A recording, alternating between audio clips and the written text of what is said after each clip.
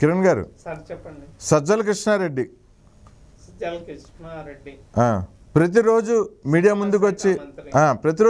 ముందుకు వచ్చి తనకు అవసరం ఉన్నా లేకపోయినా, సంబంధం ఉన్నా లేకపోయినా ప్రతిదీ తప్పుడు కూతలు కూయటం, తప్పుడు మాటలు మాట్లాడటం, ప్రతిపక్ష నాయకుల్ని నోటికొచ్చినట్టు మాట్లాడటం. ఈయన ఒక్క నిమిషం, ఈయన నిన్న జగన్మోహన్ రెడ్డి గారి బస్సు యాత్రలో గులకరాయి విసిన దాన్ని కూడా ఈయన వచ్చి మాట్లాడారు. జగన్మోహన్ రెడ్డి గారిని చంపించడానికి రాయి విసిరారు, బోండా ఉమ్మ వెనకాల ఉన్నాడు, ఇదంతా తేలుస్తామని. నిజంగా జగన్మోహన్ రెడ్డి గారు దాదాపు 30 అడుగులు ఎత్తులో ఉన్నారు బస్సు మీద. కింద నుంచి కుర్రవాడు నిజంగా 14 ఏళ్ల కుర్రవాడు కనుక రాయి విసిరితే జగన్మోహన్ రెడ్డి ముఖం పచ్చడైపోయి పేస్ట్ అయిపోవాలి. కానీ ఆయనకి ఏదో చిన్న గీత పడినట్టు ఇక్కడ అది కనిపిస్తూనే ఉంది, మనం చూస్తూనే ఉన్నాం 2-3 రోజుల నుంచి. పుష్ప సినిమాలో చిన్నగా ఇట్లాగా ఏదో ప్లాస్టిక్ సర్జరీ మార్క్ పెట్టినట్లు, చిన్న టిక్ పెట్టినట్టు, రైట్ మార్క్ పెట్టినట్టు కనపడుతుంది. ఆ విధంగా సినిమా స్క్రిప్ట్ ని, ఆ సినిమాలో వాడే ఎర్రచందనం గురించి కానీ, అందులో వేసే వేషాలు కానీ, కింద గ్రీన్ మ్యాట్లు వేయటం, అది కాదు. ఈ విషయంలో కూడా ఆయన మీడియా ముందుకు వచ్చి చంద్రబాబు నాయుడు గారు, లోకేష్, బోండా ఉమ్మ గారు వెనకాలండి చేయించారని చెప్పి అన్నారు. కానీ ఇలాంటి మాటలు, రాజకీయంగా మాట్లాడుతున్న మాటలకి ఈసీ స్పందించి ఈయనతో సహా, సజ్జల గారితో సహా 34 మంది సలహాదారులు ఎవరు కూడా రాజకీయాలు మాట్లాడతానికి వీల్లేదు, వీళ్ళు నోళ్ళకి తాళాలు వేసుకొని కనుక ఉండకపోతే వీళ్ళనందరినీ కాలంలో తోసి కుక్కుతా ఉన్నట్లుగా ఒక ఆర్డర్ ఇచ్చారు. అది మీకు వినిపిస్తాను, చూడండి. వైసీపీ అధికారంలోకి వచ్చిన నాటి నుండి బటన్ నొక్కుడు కార్యక్రమం అయినా, పార్టీ మీటింగ్ అయినా, జన సమీకరణ బాధ్యతను అప్పట్లో స్వయం సహాయక బృందాలకు అప్పగించేవారు. వీరికి తోడు వాలంటీర్లు కూడా ఆ బాధ్యతలు నిర్వహించేవారు. అయితే తాజాగా ఎన్నికల కోడ్ వచ్చాక కూడా ఎస్ఎస్జీల ద్వారా ఇలాంటి కార్యక్రమాలు జరుగుతున్నాయని ఆరోపణలు వెల్లువెత్తుతుండటంతో సీఈఓ సంబంధిత అధికారులకు ఆదేశాలు జారీ చేశారు.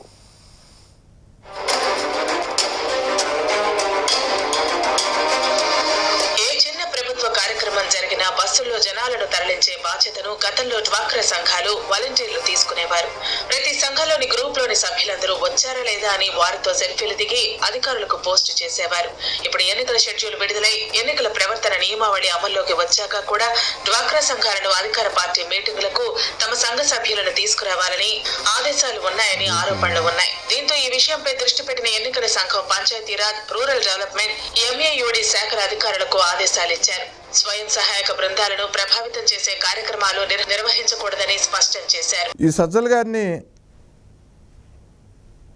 విధుల నుంచి సస్పెండ్ చేస్తూ నోరు మూసుకొని ఉండాలి, నోరుకి తాళం వేసుకొని ఉండాలి, రాజకీయాలు మాట్లాడతానికి వీల్లేదని చెప్పి ఎలక్షన్ కమిషన్ వేసిన ఆర్డర్స్ ఇప్పుడు మీకు వినిపిస్తాను, ఒకసారి వినండి.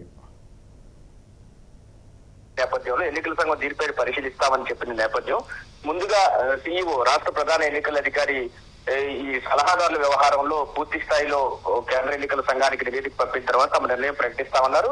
ముందస్తుగా వారికి కోడ్ వర్తిస్తుందా వర్తించదా అనే దాని మీద ఆయన కూడా సంశయం లేదు. అయితే కేంద్ర ఎన్నికల సంఘం ఈ సలహాదారులకు పూర్తి స్థాయిలో, ఎందుకంటే ప్రభుత్వం ఎక్స్టిక్కర్ నుంచి వారికి జీతాలు అందుతున్నాయి కాబట్టి వారు ఖచ్చితంగా ఏదైతే ఎన్నికల ప్రవర్తన నియమావళి పరిధిలోకి వస్తారు, వీరు నియమావళిని ఎట్టి పరిస్థితుల్లో అమలు విషయంలో వాళ్ళు కూడా తమ వంతు పాత్ర పోషించాల్సి ఉంటుందని కూడా స్పష్టం చేసిన పరిస్థితి అయితే ఉంది.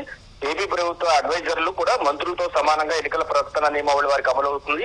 ఈ మేరకు ఈ రోజు రాష్ట్ర ప్రధాన ఎన్నికల అధికారికి అందిన సమాచారం మేరకు ఆయన రాష్ట్ర ప్రభుత్వానికి సమాచారం అందించారు.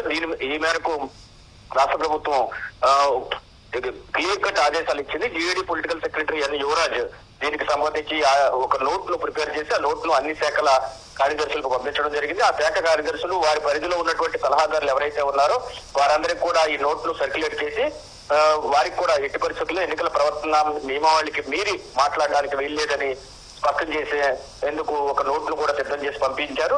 ఈ మొత్తం ఒక రకంగా చెప్పాలంటే సజ్జల, అదేవిధంగా ప్రభుత్వ ఉద్యోగుల సలహాదారు ఎవరైతే చంద్రశేఖర్ రెడ్డి ఉన్నారో వీరిద్దరూ కూడా విపక్షాలను తీవ్రంగా విమర్శించడం, ముఖ్యంగా చంద్రశేఖర్ రెడ్డి అయితే సచివాలయంలోనే మీడియా సమావేశం పెట్టి విపక్షాలను తిడుతూ ప్రభుత్వానికి అండగా నిలవాలని ఉద్యోగులందరికీ పిలుపునివ్వడం, ఇటువంటి అంశాలు జరిగిన దరిమిలా ఈ విధమైనటువంటి ఆదేశాలు అయితే కేంద్ర ఎన్నికల సంఘానికి వచ్చినాయని చెబుతున్నారు. ఇకపైన ఇదండి, ప్రభుత్వ సొమ్ము జీతాలుగా తీసుకుంటున్న వాళ్ళు మంత్రులతో సమానమే ఈ సలహాదారులు అందరూ కూడా.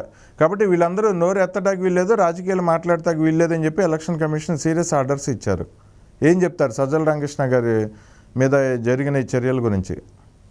మా కుటుంబానికి పట్టిన దరిద్రం అని చెప్పి విజయమ్మ గారు మాట్లాడిన తర్వాత వీడి గురించి తెలిసింది ఏంటంటే, అంటే వీడికి ఆ విషయంలో సంబంధం ఉన్నా లేకపోయినా ప్రతి ఒక్క విషయంలో కూడా కలగజేసుకొని అన్నీ నాకే తెలుసు అని దిక్కుమాల సలహాలు ఇవ్వటం 2019 నుంచి సజ్జల గారికి అలవాటు అయిపోయింది. ఇప్పుడు ఎలక్షన్ కోడ్ వచ్చిన తర్వాత కూడా తన నోటి దూల తగ్గించుకోవట్లేదు. ఇప్పుడు ఎలక్షన్ కమిషన్ సీరియస్ అయిన తర్వాత ఇకనైనా ఒళ్ళు దగ్గర పెట్టుకొని మాట్లాడకుండా ఉంటే మంచిది. ప్రతి విషయం ఈయనే మాట్లాడతారండి. వివేకా గారి హత్య దగ్గర నుంచి మొదలుపెట్టి జగన్మోహన్ రెడ్డి గారి ఇంట్లో వాళ్ళ చెల్లెళ్ళ గురించి, వాళ్ళ తల్లి గురించి, జగన్మోహన్ రెడ్డి గారి మీద వేసిన గులకరాయి డ్రామా గురించి, కోడికత్తి డ్రామా గురించి ప్రతిదీ ఈయనే మాట్లాడతాడు. ఇక వాడు జగన్మోహన్ రెడ్డి వేసుకునే కడ్రాయలు ఏంటి, ఏంది, ఎలాగుండాలా, వైసీపీ ఎమ్మెల్యేలు కానీ లేడీస్ కానీ ఎలాగా ఉండాలి, అన్నిటికీ ఈడే సలహాలు ఇస్తా ఉంటాడు. ఇలాంటి దిక్కుమాలిన వ్యక్తికి సరైన బుద్ధి అనేది ఇంకా నాకు తెలిసి ఈ రోజు నుంచి తెలిసిద్ది సజ్జలకి. గట్టిగా ఇక సీరియస్గా ఇంకా వార్నింగ్లు గీర్నింగ్లు ఏమీ లేకుండా సస్పెండ్ చేస్తే దరిద్రం వదిలిద్ది. రాష్ట్రానికి పట్టిన దరిద్రం కేవలం సలహాలు మాత్రమే ఇవ్వటం కాదు, ఒక బ్రోకర్ వేషాలు కూడా. ఈ విడతల రజని చిలకలూరుపేట మల్లెల రాజేష్ అనే వ్యక్తి దగ్గర 6.5 కోట్లు డబ్బు తీసుకొని ఏది ఎమ్మెల్యే సీట్ ఇప్పిస్తాను అని చెప్పి సెటిల్మెంట్కి సజ్జలుగా తీసుకొచ్చిన తర్వాత 3.5 కోట్లకి డీల్ మాట్లాడుకొని మిగతాదంతా ఇతని అకౌంట్లో వేసుకోవటం అయితే జరిగింది. ఇలాగా బ్రోకరిజం పనులు కానీ నువ్వు చేసే పాడు పనులు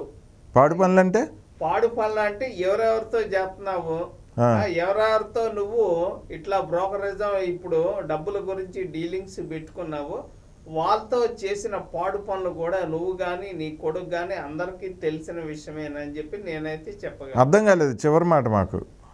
ఆయన కొడుకు పాడు పనులు అంటే నాకు అర్థం కాలేదు. ప్రజలకు అర్థమైంది సార్. ప్రజలకు అర్థమైందా? ఓకే అండి. అయితే సజ్జల గారిని ఇలా సరైన చర్య అంటారు. సజ్జల గారి మీద తీసుకున్న చర్య సరైన చర్య ఒకటి కాదు, ఇంకా పూర్తిగా ప్రజలకు కూడా అర్థమైంది. ఇతనికి మాత్రం ఎలక్షన్ కమిషన్ సస్పెండ్ చేసే టైం దగ్గర పడింది అని చెప్పి నేనైతే కుక్క కాటుకి చెప్పు దెబ్బ అంటారు. అంతే. ఓకే అండి, ధన్యవాదాలండి.